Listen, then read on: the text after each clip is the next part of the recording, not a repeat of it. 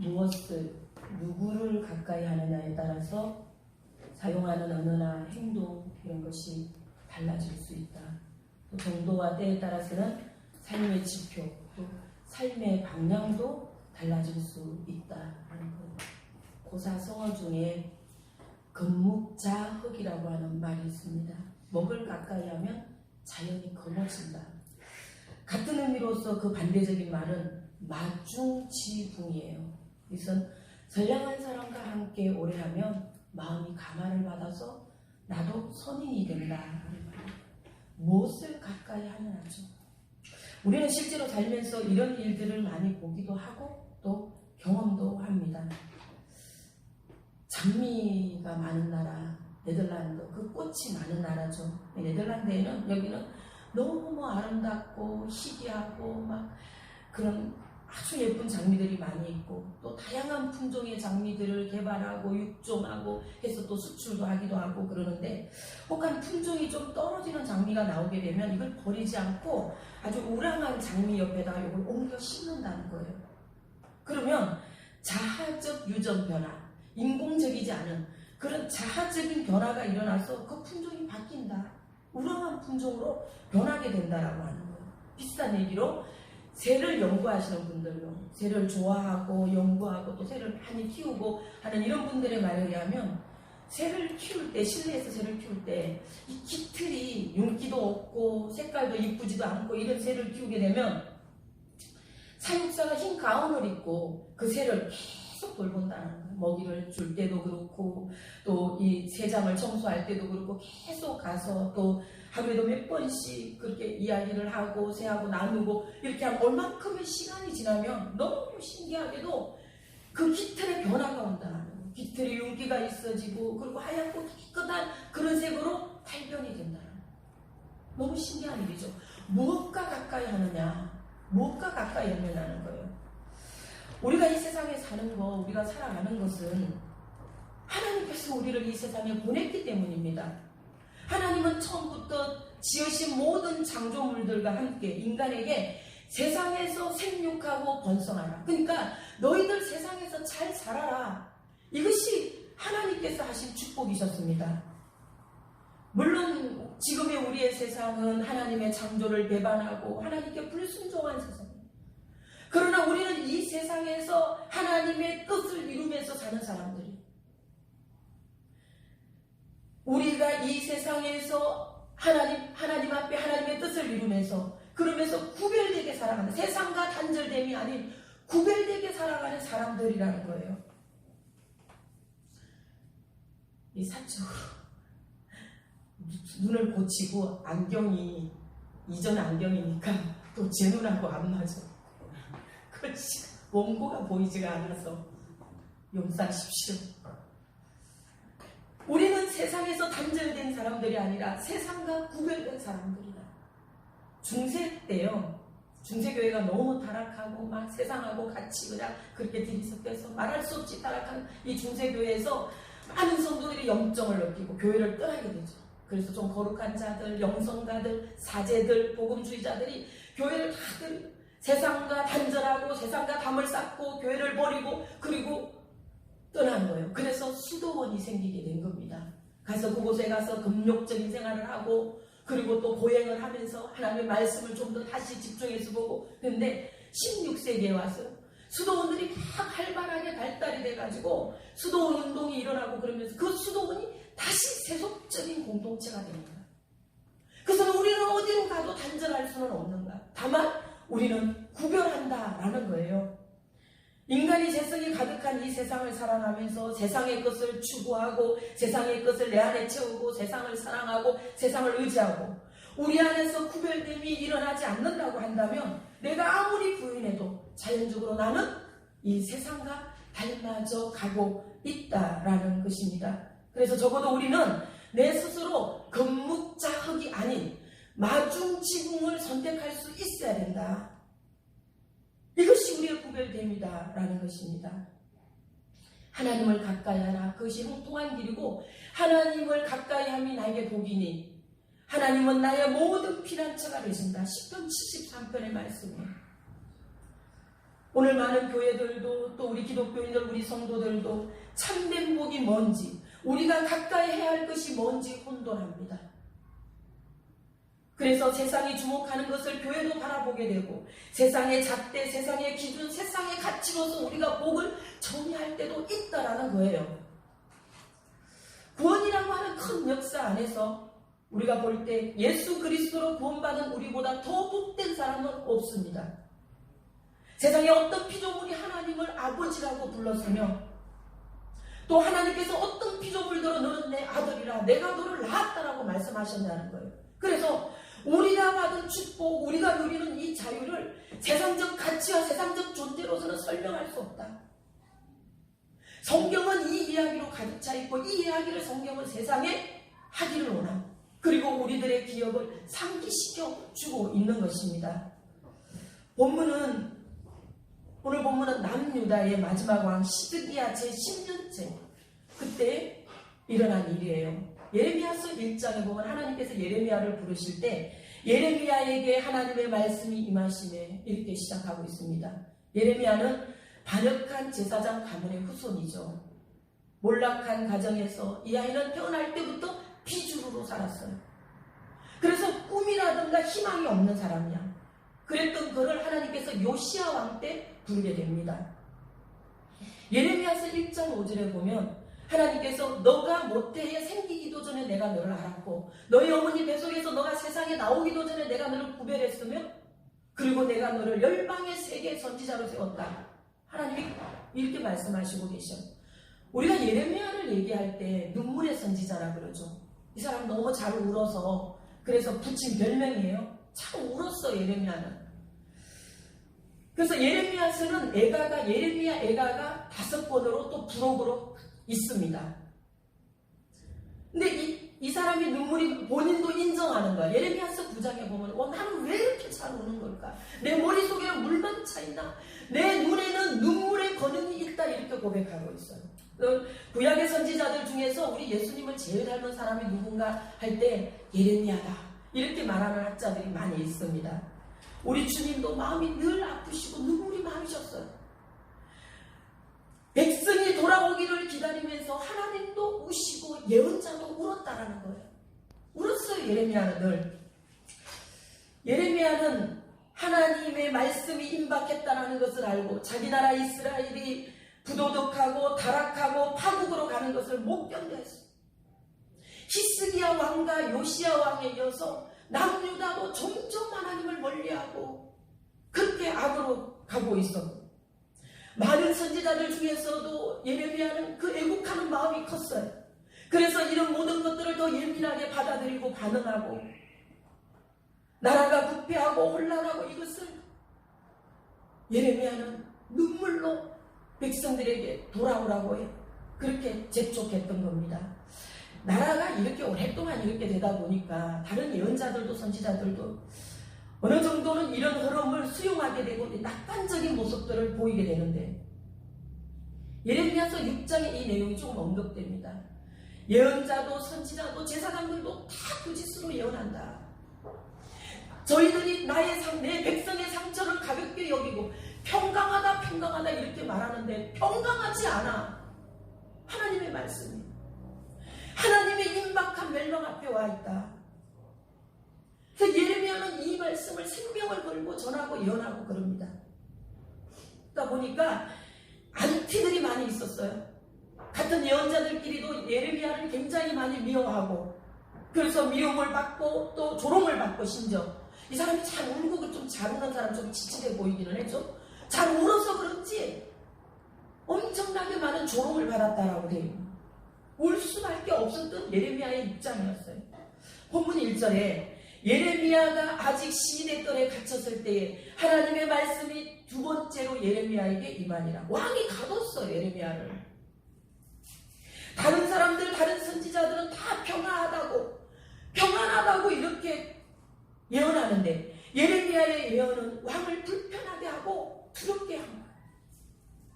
시드기야 왕이요, 예레미야를 좀 인간적으로 많이 아꼈습니다. 그래서 예레미야가 어려운 일에 처해 있을 때 그 생명을 좀 구해주기도 하고, 좀 어려운 곤란한 일들에서 사람들을 보내서 그런 일들을 좀 해소시켜 주기도 하고, 이런 부분들이 지금 예레미야가 시대들의 옥에 갇혔다라는 것도 예레미야를 보호하는 거예요. 이 사람이 지금 내 옥에 있어야지, 외옥에 있으면 이런 거짓 예언자들에게 있어서 테러를 당할 수 있거든. 보호하는 거야. 가두기는 가뒀는데 예레미야를 아끼는 시드기야 왕이었기 때문에 더 갈등이 심한 거였어요. 왜 다른 사람들은 왕 앞에 오면 다 평안하다고 괜찮다고 예언하는데 예레미야는 그렇지 않다고 말하는가. 그래서 당분간 예언하지 말라고 지금 옥에 가둔 겁니다. 오늘 우리가 읽은 3절에 하나님의 말씀이 다시 예레미야에게 임하여 너희는 내게 부르짖으라 내가 응답하겠고 너희가 알지 못하는 크고 은밀한 일을 내가 너희에게 보이리라. 하나님은 이 백성을 계속 부르고 계시는 거예요. 오라 나의 가까이 오라. 너희가 그리할 때 내가 하려고 했던 모든 것들을 내가 돌이키고 그리고 이 성읍을 치료하고 낫고 고치리라. 이것이 하나님의 말씀이었어요. 여기에 크고 은밀한 일은 두 가지의 의미를 가지고 있습니다. 그 하나는 포로로 가서 남유다 포로로 가서 바벨론으로 포로 가서 70년 후에 다시 돌아오는 이스라엘을 예언하는 것. 다시 돌아왔을 때 완전한 이스라엘의 회복이에요. 두 번째는 하나님께서 예수 그리스도를 보내셔서 이 땅에 구원을 계획하시는. 자, 예레미야가 예언할 때는 예수님은 태어나지도 않았어요.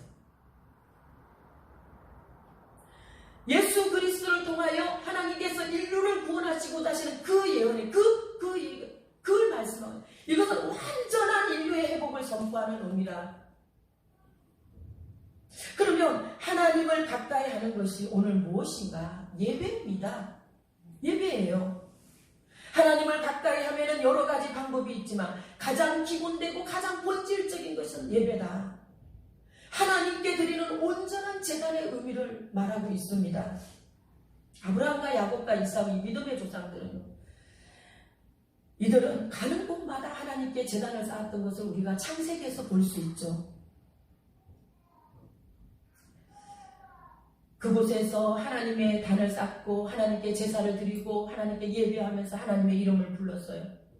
아브라함이 최초로 세겜 땅 모래 상수리나무, 이 동네 이름입니다. 상수리나무가 그 동네 하도 많았는지 그곳에서 첫 제단을 쌓았고요. 또 동쪽으로 좀 이동을 해서 베델에 가서 또 제단을 쌓고요. 그리고 헤브론 땅 만물의 상수리나무 여기에서도 제단을 쌓았다.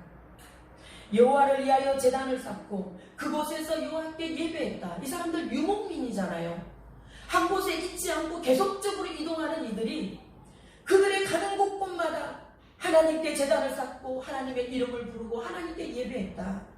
하나님과 가까이 하는 삶을 이들이 살았다라는 거예요.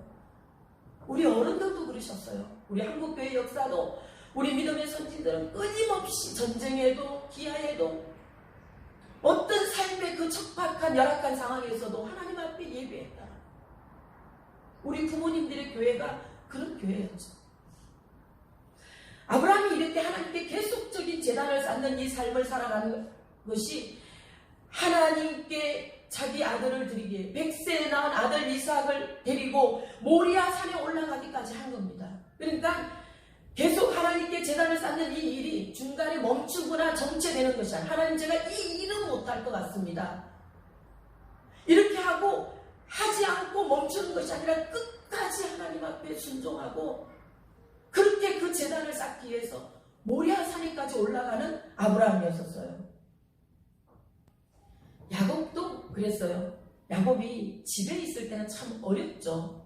철부지고 어머니 리브가의 사랑을 받으면서 그 치마폭에 쌓여서 전형적이고 흔한 마마보이였어요. 근데 야곱이 형의 장자권을 탄찰하고 난 이후부터는 현실이 달라진 거예요. 형을 피해서 가는 도망자의 신세가 돼. 도망가야 돼. 형이 죽이려고 하니까. 외가가 있는 하란으로 가고 있는 이 길은 너무 먼 길이야. 서울, 부산까지 가서 찍고 왕복하는 그 먼 길을 혼자 가는 길이에요.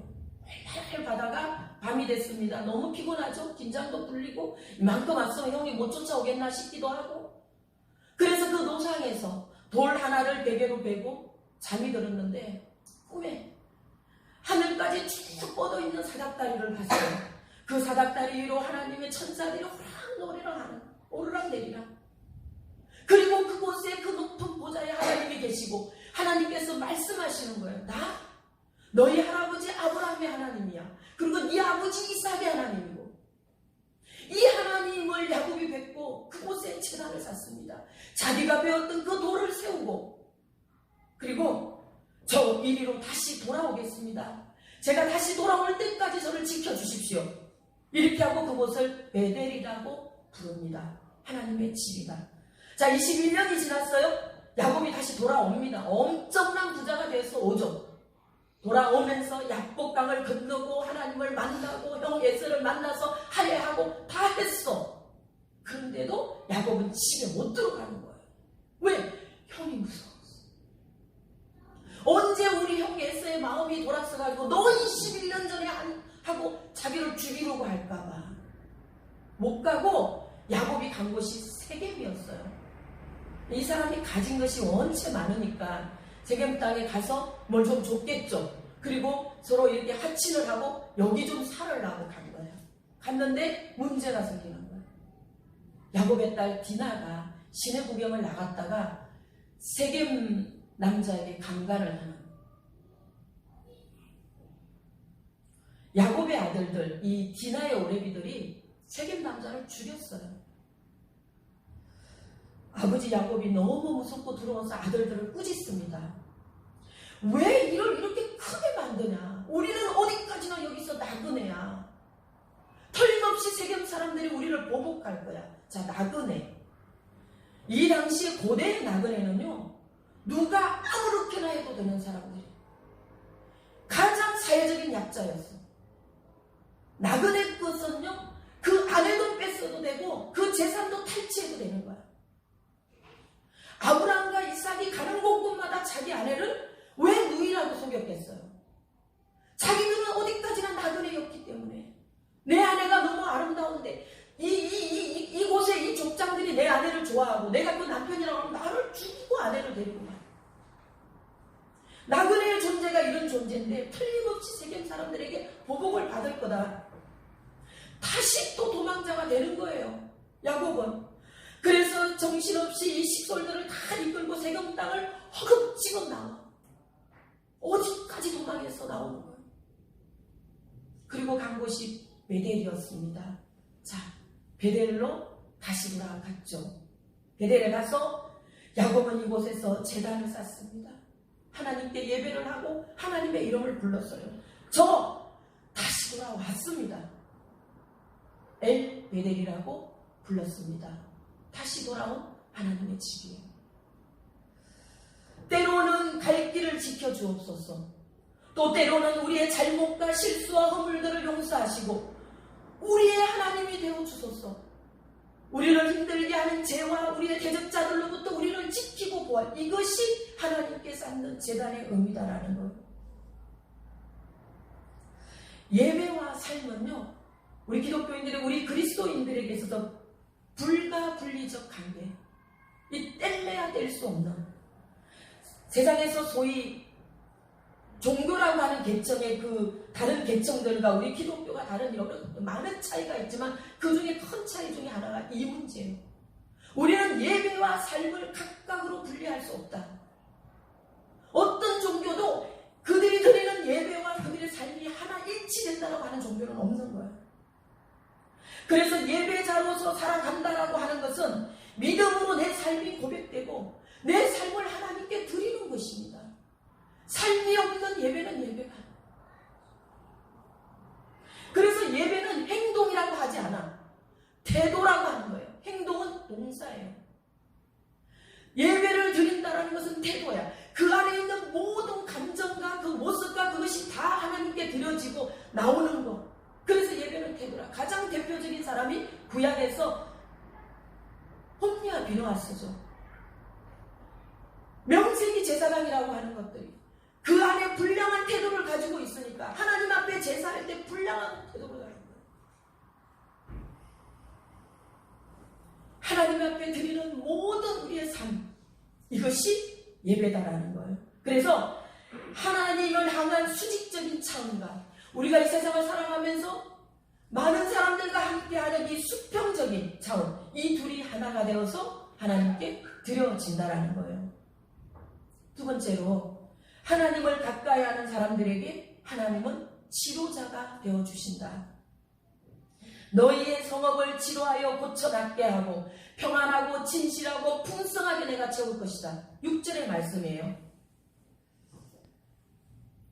제가 수요 예배 때 한 나눈 적이 있었던 것 같은데, 전에 서울의 교회에 있을 때요. 그러니까 오래된 얘기예요. 목사님께서 기도하실 때마다 늘 이렇게 해요. 하나님 아버지 고쳐주시옵소서, 막 이렇게 기도하시는 거예요. 고쳐주세요. 그래서 저는 그때 처음이니까 잘 모르니까, 이 어른이 어디가 좀 아프신가, 무슨 큰 병이 있으신가, 아니면 이 교회는 아픈 사람이 환자들이 아주 많은가, 이런 생각을 했습니다. 근데 계속 말씀을 들으면서 또 그 말씀을 곱씹으면서 그 말씀을 묵상하면서 그 말씀을 붙잡고 기도하면서 깨닫게 된 것. 하나님은 우리를 고치시는 분이시구나. 수많은 내 문제들을 고쳐주시고 내 영혼의 치료자시다. 나의 모순된 성품과 내 인격 안에 우리 하나님이 오셔서 내가 고침을 받아야 된다라는 것을 나에게서 발견하게 된 거야. 내 눈이 열린 거야. 그래서 나는 고침 받을 것이 없다라고 생각하는 그 순간부터 주님과 그 사람은 무관하다라는 거예요. 바리새인과 서기관들이 예수님께 왔습니다. 와서 묻는 거예요. 당신은 왜 죄인들과 그렇게 함께 먹고 마시나요? 예수님이 식사를 같이 하셨거든요. 세리들과도 하시고. 그때 예수님이 건강한 자에게는 의사가 쓸데없고 병든 자라야 필요하리니 나는 죄인을 부르러 왔노라. 이 대답을 하십니다. 나는 너희를 치료하는 여호와입니다. 하나님의 이 말씀은 모든 것에 대한 회복의 선포예요. 열왕기하 20장 1절에요. 그때에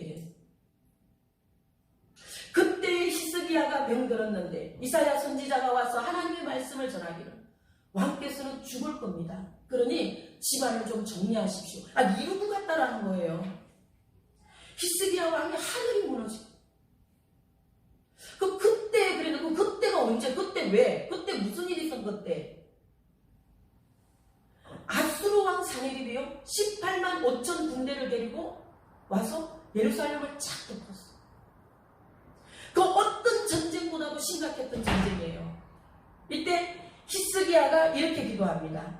천하 만국의 홀로 하나님, 나의 하나님, 우리나라 이스라엘의 하나님, 저 사네립이 와서 살아계신 하나님을 욕해요. 하나님을 비방하나이다. 이렇게 기도했어.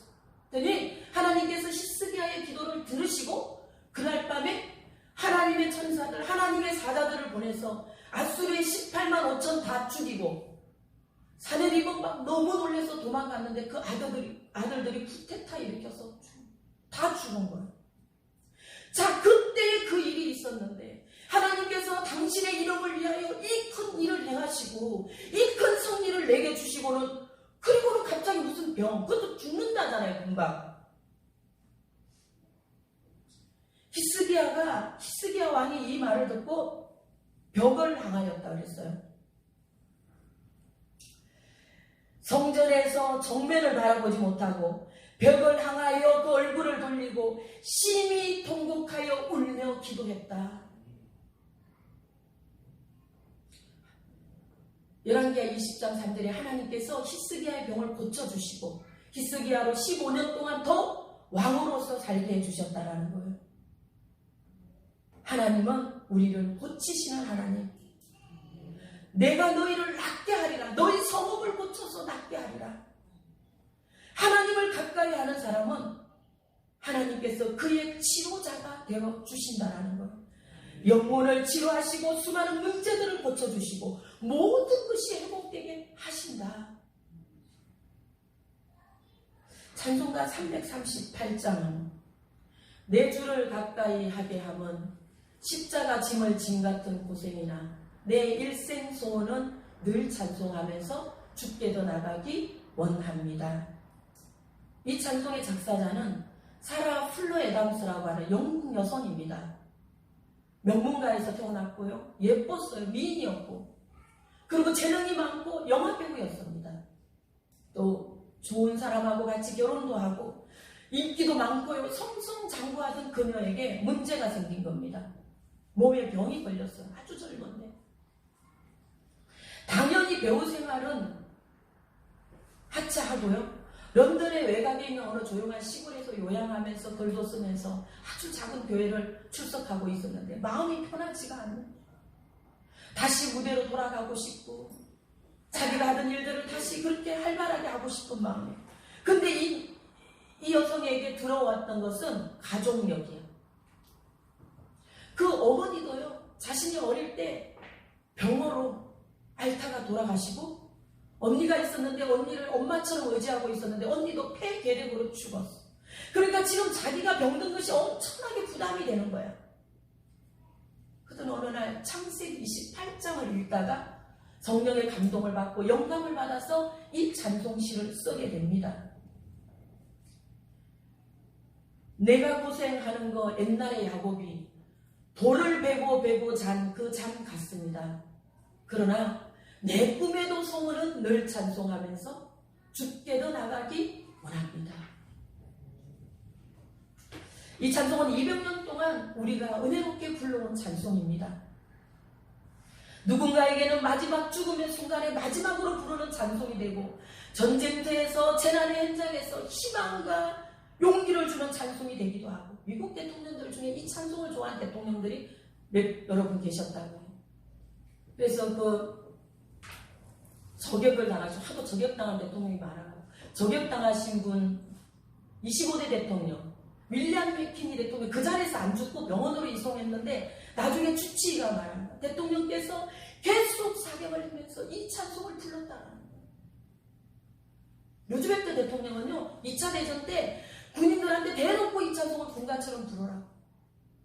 병사들이 그냥 밖에서 잠잘 때도 이 찬송을 들려주게 하고 그랬다는 거예요. 우리가 이 찬송을 우리 기억 속에 여운으로 남아있는 건 영화 타이타닉이죠. 차가운 바닷물 속으로 배가 가라앉을 때에 그 아기뷰한 속에 이 크루즈의 전속 악단들이죠. 타이타닉 밴드라고 하는 이 멤버들이 이 찬송을 마지막으로 연주하는 장면을 우리는 기억하고 있습니다.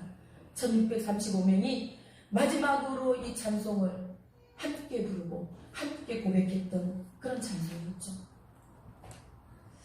세상의 가치적 측면으로 볼 때 지금은 너무 좋은 것이 많은 세상이에요. 우리는 뭘 선택해야 할지를 몰라. 그래서 내가 선택할 수 있고 내가 가까이 할 수 있는 것에 무한한 가능성, 이 현실을 우리는 살고 있습니다. 과연 우리가 여기서 하나님을 가까이 하는 것이, 그 선택이 무엇인가? 그것은 예배와 삶이다라는 것입니다. 우리의 삶의 연속 선상 안에 우리가 하나님께 드리는 예배가 있다. 이런 삶을 사는 우리에게 하나님은 우리의 치료자가 되시며 온전한 회복을 우리로 누리게 하신다라는 것입니다. 저와 여러분이 살아가는 이 삶이 이와 같기를 축원합니다. 아멘. 그리고 이 일을 이루시고 행하시는 하나님을 우리가 찬양하는 우리 성도들, 우리 시온 지체들이 될 수 있기를 소망합니다. 아멘. 기도하시겠습니다.